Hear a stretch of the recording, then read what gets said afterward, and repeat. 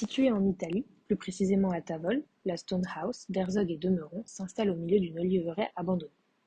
Juchée sur un promontoire, elle domine un paysage de montagnes dont les pentes sont régulièrement architecturées et géométrisées par des murets de pierres sèches permettant la culture des oliviers. Cette maison a une présence discrète tant par sa faible empreinte que par les choix des architectes. Les architectes, justement, sont Jacques Herzog et Pierre de Meuron. Ils fondent leur agence en 1978 à Bâle, en Suisse. Ils sont aujourd'hui présents à l'international et ont reçu, en 2001, le prix Pritzker pour l'ensemble de leur production. Au moment de la livraison de la Stone House, ils n'en sont qu'à leur 4e année d'exercice. Cette maison, de 3 niveaux, relève de l'architecture vernaculaire. Construite selon des techniques traditionnelles, l'utilisation de matériaux locaux et le savoir-faire artisanal ont été privilégiés.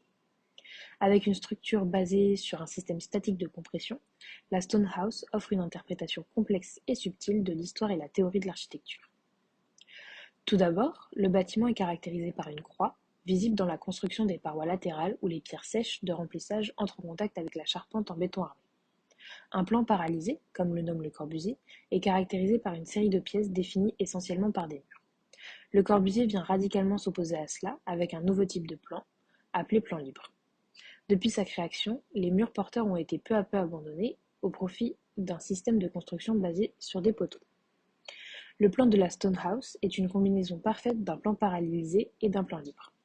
En effet, cette maison reprend la convention des murs porteurs et utilise l'intersection de 2 murs perpendiculaires en béton armé afin d'organiser 4 pièces distinctes. De plus, les architectes étendent les murs intérieurs cruciformes en enregistrant des piliers et des colonnes carrées cachées dans les murs.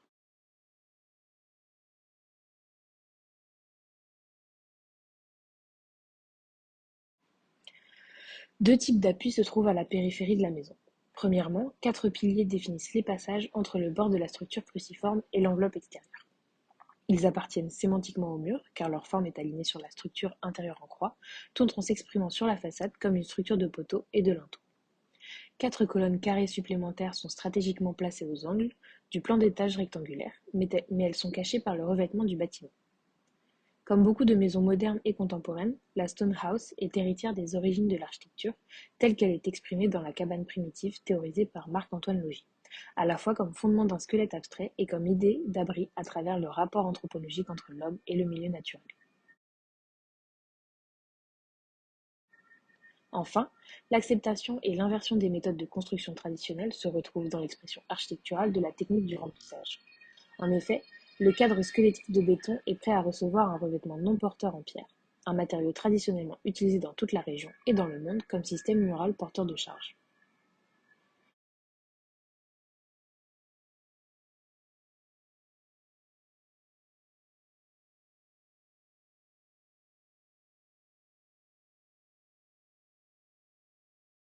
Contrairement au plan libre moderne accepté, la Stone House d'Herzog et de Meuron est une interprétation rafraîchissante des origines de la cabane primitive et étend son langage conceptuel en lui donnant une peau solide nécessaire qui offre aux habitants une protection de l'environnement extérieur. L'utilisation de la pierre comme peau crée une ambiguïté visuelle consciente de ce qui est porteur avec ce qui est rempli.